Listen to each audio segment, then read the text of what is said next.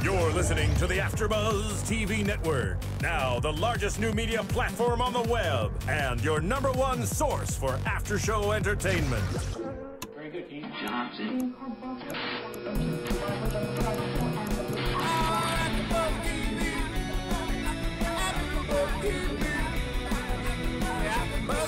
the AfterBuzz Studios in Los Angeles, California, presented by Maria Menounos and Bing.com, and streaming live thanks to Akamai Technologies, this is AfterBuzz TV's Pretty Little Liars After Show. We'll break down tonight's episode and get you all the latest news and gossip. If you'd like to buzz in on tonight's show, you can buzz us at 424-256-1729. That's 424-256-1729. And now, another post-game wrap-up show for your favorite TV show. It's AfterBuzz TV's Pretty Little Liars After Show. Hello, everybody, and welcome back. Being is for doing, and we are doing another after show for Pretty Little Liars. We are in season 4, episode 3, Cat's Cradle. And I'm your host, Kelly, and hanging out with me today, I'm Stephanie. It's good to be back with you. Hi, guys. I'm Emma, and it is going to be interesting today. It was creepy tonight with the parents. We complained that we never see the parents, and we got a lot of parents tonight. I feel like everybody kind of came back in all of a sudden. We were talking about last week that we had so many people missing, and we got a lot of them back. We did. Even Zach. Zach came back. But I wanted a little bit more details. It was just like, okay, we're back. I know. Yeah. I know. All right. Well, why don't we start out with Spencer and Toby? Because in the last episode, Toby had went and moved the lair, the RV, at A's request to get some transcripts back about his mother's death or her apparent or her suicide. Do you guys think that she actually committed suicide? I think that this episode made me lean towards not so much. I felt like when I saw, they were saying that there was obviously like another step out of the window, like she couldn't jump directly out of that window. Yeah, she did clear kind of this other part of the building, right, to land the way she did. I also noticed that there was like I guess like a fence or another like layer outside the window. Like it wasn't just opening the window and it was like a clear path, at least from... Well, there was a gate on the window. Was kind of like a door. It looked like to the window. Yeah, it's attached to the glass. It looked like there was a knob that you unlock and you kind of push it out, kind of like a door, is what it looked like. And she would have like stepped out, I guess. Yeah, I mean, I don't know. It just made me question, I guess, that whole scenario. When he was looking at it, I just was like, really? I feel like there's more to the story, and knowing Pretty Little Liars as well. Well, I love that they went back to Radley, and Spencer still has the override codes to get in. I actually thought, when they said they need to go back to Radley, I thought, one of them was going to go in as a patient. Yeah. Well, that is probably the most insecure place ever. And, I wouldn't be surprised if Toby goes back as a patient just to get more details because, being there one night is not going to solve all the mysteries, and they need questions answered. So. I know. Well, that's the thing. You're not, you're insecure when you come in. You're not secure while you're there. People are unlocking doors, jumping out windows, and doing, all th's crazy things, and it's funny. But I don't think she killed herself. I think she was probably pushed, or it's not that window. She, or she was just kind of dropped there or something. I don't know. Maybe it was the roof and not the window, especially if there was an extra part for her to have to clear, or a different part of the building or something like that. But it looks like Spencer gave him more of a reason to really dig into it and investigate, being the little Nancy Drew that she is. So we'll see if what more is going to come from that. My concern, though, is that going to push him emotionally? And you already saw tonight a little bit of that emotional side of him. And is that going to push him to get even darker than he already kind of has been being involved with Mona? That was my one concern. And, yes, I would want answers as well, but I think in that situation you have to be careful with someone who's... Yeah. Well, I mean, it looks like that it's going that way.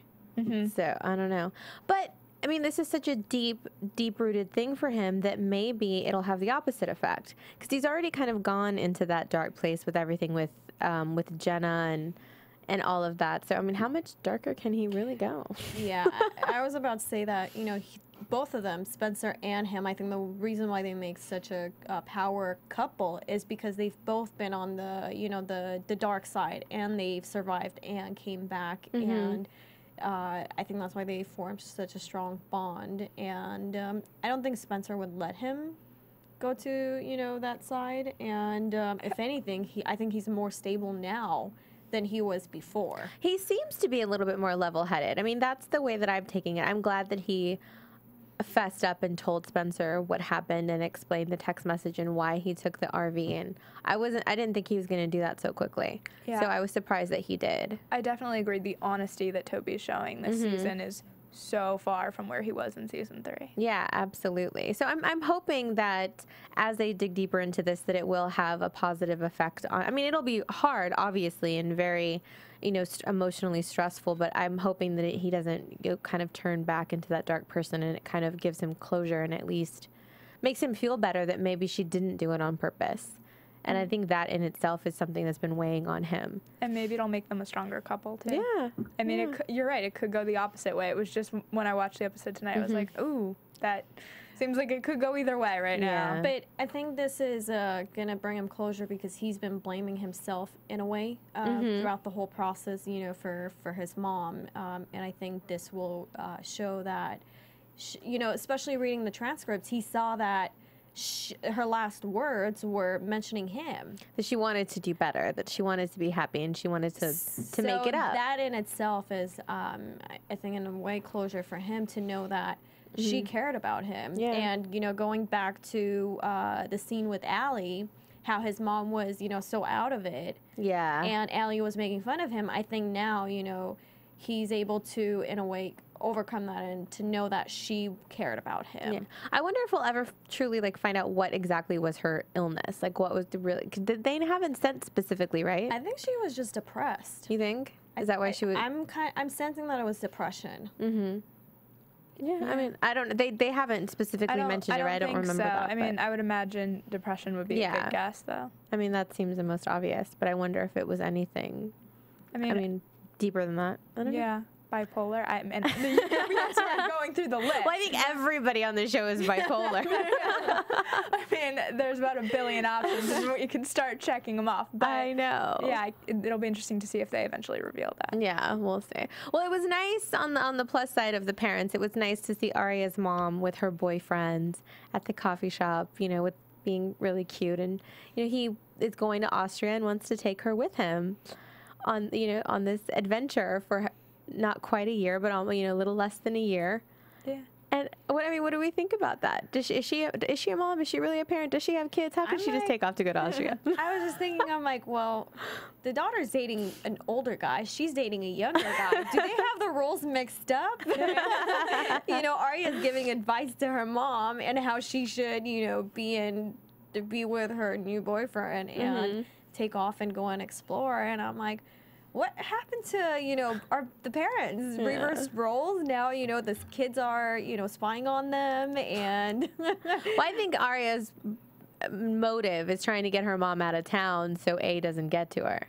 So I think that was one of the big reasons why she was pushing her. Really? Or you I think so. She just genuinely wanted her to be happy. Well, I mean, that probably a little bit, but I think more so because of, you know, as we'll talk about in a minute, how A is kind of getting involved with the families. I think she was just trying to keep her out of harm's way. I mean, she had that text message she earlier did. on in the episode about getting to all the moms. So by getting her mom out, you would essentially be protecting her. But I also thought it was an interesting choice that it was one conversation. That did the trick? That did the trick. And she was just like, okay, I'm going. And we've only gotten to see Aria's mom in a few episodes lately. It has not been so. But isn't she a teacher? Is it summer? Can she just leave? Like what's going on? She was just sick. You know, what's going on? I'm like, oh, someone's busy. You know, and she lived, you know, whatever. I think the dynamic is just so weird, you know, with just seeing you're sitting in the same coffee shop with your mom and her new boyfriend. And it just seems like I know it's very double dating, but it was like double dating separately. Yeah, because they didn't interact as two couples. They like, he sat over there, then he joined her, and it was just like, oh, that would never happen. Like, my mom would walk over and like be like, oh, we're all here. If you're gonna double date, then double date right. Exactly. Oh, we're all here in the same place. Let's all have coffee Instead of like looking over at each other. What are they talking about? What are they doing? But he works at the coffee shop, right? Or He owns it. Oh, he owns it? Yeah, he owns it, right? I believe so. Yeah, I think he owns it. Weird. Yes, that's how they met. Because I think she thought he worked there, but he actually owns it. That was kind of the thing with the two of them when they were courting. Well, maybe Aria will have a job while he's away. Oh, Emily works there, right? I wonder if she did. Yeah, I think I don't know, she she did. still does. Yeah. But no, but it's cute, and I like their relationship. I think it's, kind of nice to see that, and it not be like an affair the way Aria's dad was. And and she has her dad, so. Also, it's one of the few happy adult relationships we see on the show. Right. Oftentimes it is, exactly as you're saying, an affair or, somebody lying to their spouse, this and that. Right. And so it's nice to see someone who it's just like this sweet. It's a real natural kind of thing. It wasn't blackmailed or, Well, lied to. At least she tried. She came back and tried to work things out, and it didn't work out. So she has to move, and I don't think they have any harm, bad feelings towards one another. No, and I think it's okay. I mean, the kids are teenagers and they have their dad, so why not? Why not take off for a bit? Live your life. Yeah, why not? But what do you think about Aria and Jake and that whole dynamic? I feel like it's a little forced with those two. I think he's forcing it. That's what I keep getting, is he's like really questioning her, like, why do you want us to like all the same things when they're sitting down to have a movie night? Like, everything, he wants to know a lot about her very quickly is what it's feeling like to me. And it's I think he's just pushing her buttons. I don't think he's trying to get to know her. I think he's testing her limits and where she cracks. And I think maybe he's doing it as a tactic because, he's obviously teaching her self-defense, but you also need to have that mentally as well. Maybe. Could be. I don't know. See, it made me question his intentions again. I know we talk about it all the But time. he's right. Why do you have to like the same things, And I think for her to completely get over Ezra, she needs to let that go. You can't compare, what you used to do with one person, versus now you have someone new and they don't like black and white movies. Okay, you make sacrifices and you meet in the middle. True. In the real world, I completely agree with you. This is Rosewood. 110% could not agree more. In Rosewood, when you push someone, it just makes me be like, what's your intentions? Like, how do you, are you going to push her to do this or that? I don't know. Maybe I'm just questioning everyone at this point. I'm not sure. I don't know. I didn't really get into it that deep as you guys did. I really just thought he was simply, why are you stressing it? Relax. Why are you so nervous? Because he actually does say that. Why does it make you nervous that we don't like the same thing? Because she does seem a bit uptight, like straight, kind of sitting up straight, not really relaxed in herself. And to me, I just thought he was just trying to get her to take a breath and be herself. And it's okay to be different. You can be you and I can be me, and it can be okay. Yeah, and I think that why she's so stressed, though, is it's clear when she's forcing him to watch this black and white movie that she may not be over Ezra and everything that happened there. And that's kind of what you're seeing. So maybe that's the way it could play out. I mean, it could be. And you also have to think about it, too. When she was with Ezra, do you really think that she did all of the things that she did or liked the things that she liked because she really liked them? No. Or maybe it was because she thought that she should because she was young and wanted to seem older. I was going to say seem cultured to a guy who's like into literature, into museums, all of that. So maybe this relationship is going to really kind of open her up to just herself. Like, what do you like? I mean, I've seen people in relationships that can't even tell you what their favorite color is because it's kind of like, well, what is yours? And, some people, that's just kind of, what they do. What do you want to eat? What do you want to do? I think that's especially true of a high school, college relationship. When somebody's older and you feel a little bit inadequate, you want to kind of seem that you fit. I definitely agree, but at the same time, maybe it's a way for her to push him, away to, show him I don't know what she's trying to do. I don't know. But I think she needs really to let her guard down. Yeah, I don't feel like she's pushing. I think she is very guarded. I think that it's just weird because it's not Ezra and it's different, and it's not, and it's not easy. It's not automatically comfortable the way it was for the two of them, and that in itself is just hard. It's not really anything against him. Yeah, and I think he's kind of making a mistake in that he's trying to put her at ease, like, why are you, but it's probably making her more tense. That's kind of what you see. Yeah, it could be. Yeah, and it'll be interesting to see if she stays with him. Or decides to find someone else, someone her own age, maybe. Well, and you see how defensive she got with Spencer. Yeah. Once, she thought that, what did you guys think? Do you think that Spencer actually made some kind of face or comment or anything when she mentioned that she was going to see Jake? See, I didn't really see it. Did you notice it? I don't think the girls are taking her seriously. I think they know that she's just doing it to seem like she's over Ezra, but they really know that she's not. So it's putting up a front of being something you're not, just to cover up, what and your it real could emotions be are. Because she was so defensive about it. So maybe, and it could just be as simple as she doesn't feel comfortable, so she feels the need to be defensive. Yeah. But I don't think they're going to be lasting much longer because, even in the coffee shop where he makes the comment about her mom, it just seems like every single thing he says or does is wrong. Poor guy. Yeah. Ezra, she gave up her whole family for him. Yeah. And this time she just looks at him and is like, oh, sorry. Oh. The only real mother-daughter relationship I feel like I saw tonight was Emily and her mom. Like, her mom was being a mom. Yeah. Get in the car. What are you doing? What's going on? Let's figure this out. Yeah, but it's interesting because as soon as I saw the yank, and it was kind of this like long yanking of the injured arm, I was like, oh, someone's calling on picture, her. send it to A. Yeah. Well, and it makes you think, too, to go back and just look in the crowd. Yeah. Like, just look and see who's kind of standing in the background and see, Something we'll do later today. Yeah, I know. If only there was all that time to keep rewinding. But, she works at the police station. Really? Like, I don't want people not to do something like that. That's probably why I should never have children.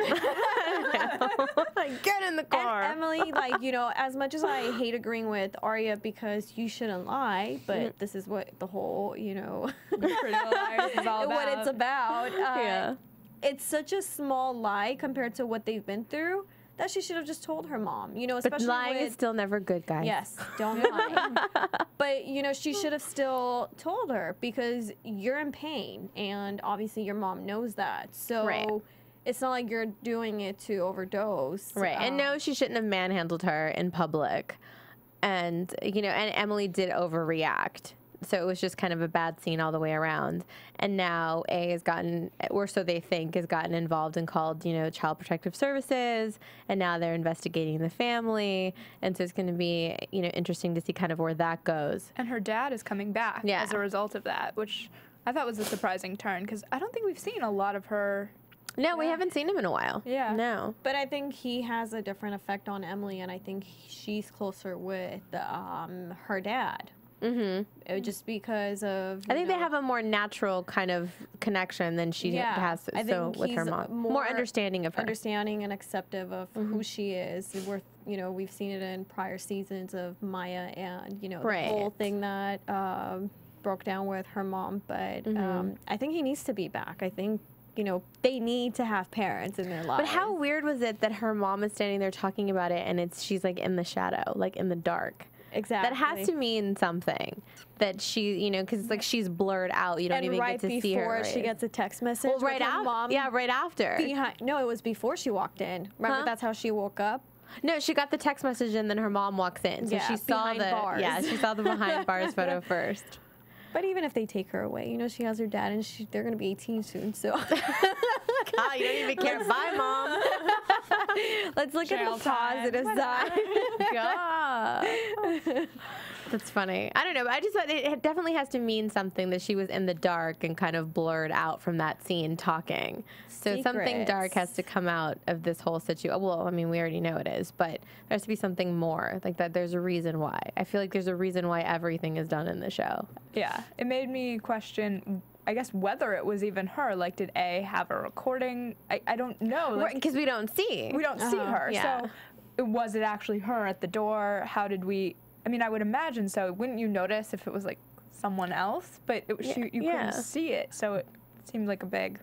I know. I don't know. No, I think it was definitely her, but I think it was meant to symbolize, that maybe I think either she has secrets of her own, something is going on, or it has to do with not having a presence in her life or not being around for that much longer. Yeah, yes, because you're kept in the dark.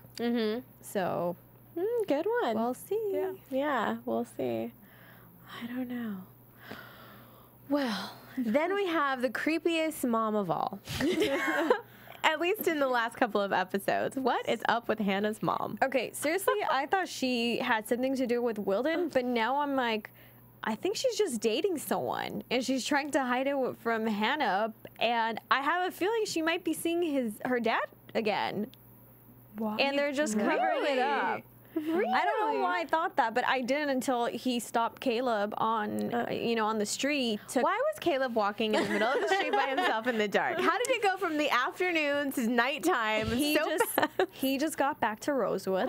Cut him a break. But it was so funny. He's just like walking the streets at night alone, and here comes Hannah's dad. Okay, let's back up. First of all, Hannah's mom has been acting weird. So Hannah goes to see her at work and has still been kind of questioning the fact whether was she really in New York. All they need to do is prove that she was in New York, because Hannah's really worried that they're going to blame this whole murder on her. And a lot of this episode was centered around this whole scenario. So she goes, her mom is still being creepy and secretive and not really being open. There's the flowers on her desk. She finds the thrown away thank you card, basically stating that her mom was not where she said she was going to be, and storms out. Yeah. So she's talked about all of this with Caleb, and they're going back and forth as to whether they think that she was involved or not, but neither one of them think that she actually committed the murder. But Caleb takes it upon himself to go and see Hannah's dad, which I thought was, a nice gesture, because Hannah does need, especially if her mom's in trouble, she's definitely going to need her dad. And where has he been? He just doesn't care. Yeah, I don't like his attitude. The way he tells Caleb basically, like, I don't really care what happens. I'll take that into consideration. Like, it's not a client. Yeah. But he kind of came back around and is showing. I don't know, like, I completely agree with you in the first scene, and then in the second scene, it was, like, almost overly concerned. But I think he's more concerned about the gun missing. And it being blamed on him because it's his gun? Yes. Yeah. Then really the situation with his daughter and his ex-wife. I don't think he's concerned about Hannah. I kind of think he's concerned about his ex-wife, though. Do you think? Or do you really think that he's just worried about getting in the middle of it and getting blamed? I think he's probably thinking, my gun is missing, Wilden is dead. My ex-wife obviously had something to do with him. Came over asking for money. So I'm going to look like the obsessive ex-husband who got rid of him. Right? And what was she asking for money for? Yeah, I don't know. Do you think that that's true? Do you think his story is true? I mean, if she was asking for money, she could be because she wanted to get out of town after she did whatever she did. I don't think she would go to him out of all the people. That seemed odd to me, but I mean, especially when Hannah, was it Hannah or Caleb that says that they've been communicating through attorneys ever since. Right. So they pulled the stepdaughter out of Rosewood High. So why would she just all of a sudden walk into your house when you're having a party? Exactly. It's definitely a red flag. Yeah. And then not only that, but to ask for money. Yeah. Definitely, I don't know. I think that there's something not quite right with that whole story. Was she trying to pin it on him, do you think? I don't think she was there. I personally don't think she would, go to see her ex-husband to ask I think for maybe money. he did see her, but I don't necessarily know if I believe that she actually went to his house. Or unless he's trying to test and see how much Caleb or Hannah know Maybe. about them, which is why I'm saying I think she's seeing someone. It might be her ex-husband. I don't know. I don't know. Weird. They were sneaking around. I don't know but they did it before, so. Luckily, we're only in episode 3. I know. We have so many unanswered questions. Yeah. So many. But I just want to take a minute to remind you guys to please go to iTunes, download the podcast, rate and comment. Leave your comments. We love to read them. We love to hear your feedback and get your thoughts and predictions for the coming season. It's a lot of fun for us. So, and it keeps us going strong here, so make sure that you go to iTunes and do that. And you can also go to YouTube and leave comments there, too, as we read those as well. So thank you all to the people that have been doing that. It's been a lot of fun, and the tweets and stuff, too. I love to hear everybody's theories. I know, that's the best part. I'm just like, because we come in here, we always say this right after we watch the show. So when we hear all your new theories, we're like, we could have we see that. Yeah. But before we go on to any topics, I have to say, and we all made comments about this, please, whoever is dressing up the girls for this season, I don't like it. I was looking at the turquoise dress. I'm like, what is she wearing? She went from like being the, how do you say the fashionista? Yeah, fashionista, upscale. Well, I think it just might be this new fashion trend that's kind of come in. It's a little bit 90s mixed with a little bit 80s, and it's just a little bit. Yeah, I mean, it's too hippie-ish for me. Like I feel like I was gonna say, I think they're like aiming to do something unique and a little edgy. Yeah, each girl's style, but sometimes they're really successful at it, and other times you're like, that's interesting. Like that could be different. I mean, they've been able to maintain Mona at least. Yeah. But Hannah wasn't so bad this episode. Her outfit seemed to be a little normal. Yeah. I think it was really like Spencer's one outfit was a little out there. I think Emily had one that was a little out there. But yeah, and Lucy Hale wasn't bad tonight. No. I think the blue dress is probably the one where I was like, wow. And the white boots. They reminded me of those Mary Poppins boots. Okay, I don't know. What do you guys think about the fashion? Leave us a comment and let us know if you're digging it or if you want them to go back to the way that it was. I don't know. All right, so what else about this Wilden murder? Hannah goes to the police station. She sees the board. The board is super creepy. Yes, kind of. Everybody's photos on the board. And all interlinked, and you see how it all leads back to him. It's like a family tree. I was going to say, it's like when someone writes out an entire theory for Pretty Little Liars. That's what it reminded me of. It was like the show writing out their own theory. Their brainstorm in the writer's room. Yeah. Everybody's on that wall, and she was trying to take a picture of it before she got caught. So she didn't get to show it to the girls, but it makes her nervous. Her mom's photo's on that wall, and then she runs into Melissa at the police station. And I don't know. I still, there's something absolutely off with Melissa. I think she absolutely knows more than she's let on. I want to know is maybe I missed it, but what happened to her baby? She was never pregnant, right? Wasn't she? Yeah, it was like a fake. Yeah, it was a fake thing. She was never really pregnant. Okay, I completely didn't catch that, but I was like, I'm looking at her, I'm like, where's your kid? Yeah, no, it was all she was never really pregnant. What do you think of Officer Holbrook? Is he creepy or? I don't know. I'm torn on that one. Honestly, I don't know. I don't know if to trust him. I don't know if he's really just trying to get up to speed and just wants to know who everyone is, or if he's. Well, he's definitely up to speed because he has everyone connected. Well, I don't know if that was, but you got to think too, that could have been halfway already there. But Wilden, and then that's what they added in and then interlinked that. So he's got Wilden's notes. He's already, he knows a lot of the story from Wilden's side. So I wonder if he's just kind of trying to go through it for his own perspective, or if he's on the bad side too. I don't know. I think he has too much information, and it definitely wouldn't have been in Wilden's notes. Wilden wouldn't have said he's dating Hannah's mom. I think that but I don't think that's why my question last week was, were they like really his police notes, or was it like a diary or like something like that he kept, like his own personal notes? Like that's the thing that I think that is weird. But it's not like they hid that they were dating. No, they didn't hide that they had a relationship. So I don't think that. No, but I don't know that you would put it up on the wall of your workplace either. No, I know, but that's what I'm saying. Like, I think with the girls and all of that could have probably already been like outlined with Allie, and then after they kind of added that stuff in, and I think they got a lot of the information from his notes. But I wonder were it really his police notes, because even when we meet Officer Holbrook, he makes the comment about, you know, Wilden being almost borderline stalkerish. So why would he write that down in his police notes? That's just something that's always kind of, it doesn't really sit right with me. So I wonder, where did he get all of those details from? Anonymous tips from me? Could be. Maybe he is working on the A-team, or he is the A-team. I don't know. Everybody's on the A-team in my mind. I keep on trying to figure out if it's a female or if it's a male. One, you know, episode I'm like, it's a male.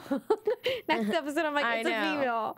So I know we were trying to figure it out today. I mean, today I felt like we got a longer clip with the black glove than we typically have in the past. Right, we did. And so I lean towards female tonight. Everyone can tweet me about how it's definitely a male, and I'll totally I get it. I just leaned that way. Like, the reflection in the X-ray made me think that. Maybe Mona, even. I'm going to say it. I'm afraid. She wasn't in this episode. She wasn't at school, so where was Mona? Yeah. She was off doing dirt, probably. But even with Melissa now, she's possibly going to San Francisco or London with this internship. And the comment she makes to Spencer, maybe it's time for you to leave too. If we know what's good for us.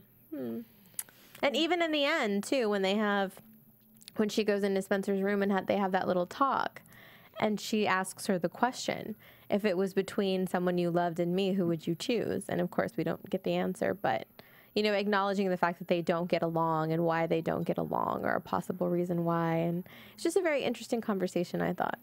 Yeah. Maybe she is getting ready to kind of take off or go start a new life somewhere. I think she's either going to take off or she's going to reveal something. Yeah. I feel like they're kind of at that point where it's got to go one way or the other. She's either going to mysteriously leave again and we're not going to see her for seasons to come. Right. Or she's going to reveal something that's going to set them in a new direction in this crazy kind of investigation that they have going away. Do you think they're going to find some stuff in Allie's notebooks maybe about Melissa? I mean, they have, I know we'll talk about it in a little bit, but the mask. Right. Yeah, and then they have the new notebooks. Right. That Hannah went to pick up from the house. Right. She went to get Tippy stuff. I was sad we didn't get to see Tippy. Where's Tippy? Tippy better be okay. We don't always get Tippy. Tippy better be okay. Yeah. But I'm wondering if there's anything in those notebooks that talks about that. And then from that bag of stuff, that's where they find the mask. Well, the Allie face mask. It's definitely planned. They don't just, hand over a whole bunch of old stuff that is not useful. So yeah, I mean, there must be something that I guess is going to be a new clue for them. But what about the quote too about the mask? That's immortality, my darlings. Like, Allie was so weird. She is, which we keep on saying. I think whatever she's done, or she planned it pretty well, because it's like everything is tying to one another. Well, just the more and more that we go through this and we get to see kind of her personality, like she was such and not really like weird in a bad way, but she had a lot of dark issues. Like the reason that why would she want to have these masks in the first place? It's like they find the mask, they go see the artist, who comes out of his little shed looking like Dexter. It's like, what are you doing in there? Correct me if I'm wrong, and you guys could, tweet us and let us know what you think. But wasn't he in the police station when Hannah was walking out? They were questioning someone, and I thought that at first, but I think the other guy had longer hair a little bit. Are you sure? Because maybe you guys let us know. I thought about that too, but I think the guy sitting down his hair was a little bit longer. But I don't know. I'm gonna have to go back and look at that and confirm. But no, that's a good idea. Yeah, I thought it was creepy. I'm like, I thought I just saw you sitting down at the police station. Now, they're knocking at your door. Creepy. He was very creepy. And for them to trust him to put, mask. Well, they kind of didn't have a choice. But that's why Aria picked up the hammer. I don't know why, but I always feel like when you walk up to like something creepy like that, wouldn't you just be like, I'm good, I'll leave? There's a mannequin sitting outside. This one that they're trying to know. Like, I've had enough. No, I'm not going in there. But they're like game for anything, and like they're a little investigators. What else is going to happen now? They've seen dead bodies, graves dug up, houses on. I mean, they've almost been burned alive. I mean, nothing can scare them. No, I found the mask. Like that whole cabin a little over the top. Well, and of course, Hannah's running around kind of investigating the scene, and that's where she finds that mask of Melissa. Yeah. Painted like the Flash. It was like red and gold. Yeah, I was like, ooh. That was creepy with gold glitter around the eyes. I'm like, yeah. So what do you guys think? They speculated that maybe they went together. Maybe one of them followed the other. I mean, I don't know. What do you think? I think Allie was definitely following Melissa. You know, as she's been doing, you know, any other time that we see something. You know, the whole reason why they were after Allie was because she was following them and she knew things about them. So you think it was kind of a tag along thing, like the way with her relationship with Cece, and she just really wanted to be part of that crowd, so she kind of got herself in bad situations and just really wanted to be one of those older girls? I think she just wanted to have something on Melissa to, you know, see what she's doing, and she probably, you know, followed her to see where is she going now. And why do you think Melissa had that mask? Or had a mask made, I wonder? It didn't even really have, you know, it wasn't like Allie's mask, so it was well, this is the only one that he had. We don't know the original. We don't know if she had something else made. This is just the one he had at the shop. She could have had one made like Allie. Like, we don't even know that. Yeah, because Allie's was definitely looked like Allie. I didn't. This one didn't look like Melissa. I was like trying to figure out how they figured that out. Yeah, like it just, to me, it looked like. Well, they figured out the phone number, so they're geniuses. Come on, they're like the best at putting together a puzzle. Absolutely. No, but that's what I'm saying. Like, he could have just had the mold and made it into something else, but Melissa could have requested a set of masks of her own. Like, we don't know why she was there in the first place. That's what's going to be interesting to see. My one thought was that, were they masking the A team or the people involved in it, and were they all wearing the same? Ooh, could be. I don't know. That was just my one thought of why you would make multiple masks of yourself, because I don't really believe the fact of like, we wanted it so all my friends. They've all been wearing them too. Throughout. So we know that the A team has those masks because they've been wearing them throughout. Yeah. So I mean, that could be. I don't know. I don't know. I guess we'll find out if social services is going to come in and shake things up. I thought it was funny that the mask guy told Emily that she would make a great Medusa. I was just like, I'm not sure that's a compliment. Not even close. You know, but she was brave though for letting them put that mask on her face. Yeah. And also, I mean, what's going on with Hannah's mom and the bathwater and her standing in the bathroom, and that whole conversation, with the door between them was a little odd, I thought, and just her behavior in general. So is she feeling guilty? Is she contemplating, hurting herself? Like, what? I don't know. I mean, she's the one who has, I feel like, all the secrets at this point. I mean, there's a lot of characters with secrets on the show, but she's the one who is keeping what I think, because she's lying to her daughter. She has bathwater running when she's standing there. I mean, a bubble bath at that. We looked at each other and we were just like, oh, like, that's I thought somebody was going to, like, really be strange. In the tub or something. I thought she was in there with someone. And then, until I saw that, she was just letting the water go, I felt like, in a way, she was cleansing herself out of, her sins or whatever she's done that we don't know about. Yeah, I mean, she threw the dirty shoes out. I mean, we don't really know what she was doing in the mud and all of that. So I'm sure it'll come out, hopefully soon. But I don't know.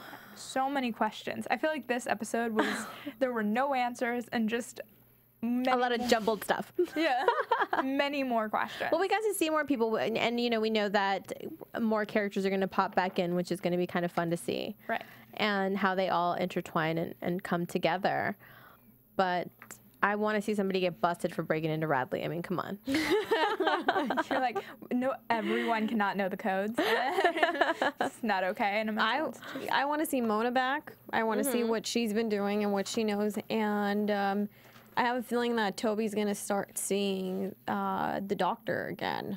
And I'm telling you, that doctor. I'm telling you that, especially with the X-ray at the end, that doctor is coming back. That doctor has something to do with it. I've been saying it for 2 seasons. yeah, like how did A get the X-rays? I'm telling you, that doctor. How did they get the override codes for Radley? Telling you, what's her? Dr. Sullivan. Yeah, So, Dr. Sullivan, yeah. Finally remembered. It's gonna be like the end of Pretty Little Liars, and Kellie's gonna be like, "Yes, I knew it the whole time. I knew it the whole time. Oh my Well, maybe gosh. they'll reveal something. Well, we know that the liars are suspects. I like the hashtag. The liars Yes. are suspects. So we'll see kind of how much the cops are going to dig into that. And But I love how Mona was so naive. She's just like standing there and looking at the whole picture, of the map and stuff. I was like, hurry up, take the damn picture. oh, Hannah. Yes. Yeah, I know. Like you just waltz in there and you're just Well, I love how he standing. stood like right in front of the camera too. She tried to be slick about it, but I don't know. Well, I mean, I think that I don't know. There was a lot of stuff, but what do you think? How do we? I think we're good." I don't know. You guys, if we missed anything or, you want to get more into it, please, again, go to iTunes and YouTube and leave us comments. And, you can always follow us on Twitter and we can continue the conversation there. But why don't we get into some news and gossip? AfterBuzz TV News. So we were just talking about the officer Holbrook. He, has made this appearance in Rosewood, and Sean Ferris, who all my friends love and are very excited he's on this show. So cute. Yeah, he did an interview with Hollywood Life, and he talks about that his character's a young guy, so he's sure that he finds all the liars rather attractive, but he doesn't know yet if there's a possibility of anything happening romantically with one of the liars. So it's a little interesting tidbit. He won't admit to anything, but it's definitely Possibility. out there in the universe for sure. And then Lucy Hale, you should definitely check her out on the cover of Lucky magazine. It's the August edition. I'm sure you will see her. She's in an adorable hat on the cover. And she talks about a lot of different things in the article. But one thing that she does mention is that off the set, we talk about how they dress with all these designer clothes. She likes to keep it low-key, offset. She says, "I'm always hearing that I have a small-town vibe. I walk around in my gym clothes and my baseball cap." And in fact, in the article, she's wearing, I think it's a Giants cap. They mention it at the very beginning of the article. And also, we have a little news on Ian Harding, who we didn't see in tonight's episode. Hopefully, he'll be back soon as well. He actually has been taking part in, let me find it, the 24-Hour Plays, which is an annual Los Angeles event here in Los Angeles, obviously, and it's 6 short plays that happen within 24 hours. Oh, so wow. he did that with Molly Sims and a group of, and Jamie Chung. So Oh, nice. really fun to see him. I think it would be a great thing to see him live, so hopefully he'll be doing more live theater as well as being back on Pretty Little Liars. Awesome. Well, is that all you got? Is that it? Is that it for you, gossip for this week? Yes. All right, well, let's get into some predictions. Now, your AfterBuzz TV predictions. Ooh, it's a little different. Ooh, I like it. All right, what do you guys think? I swear the doctor's coming back in that.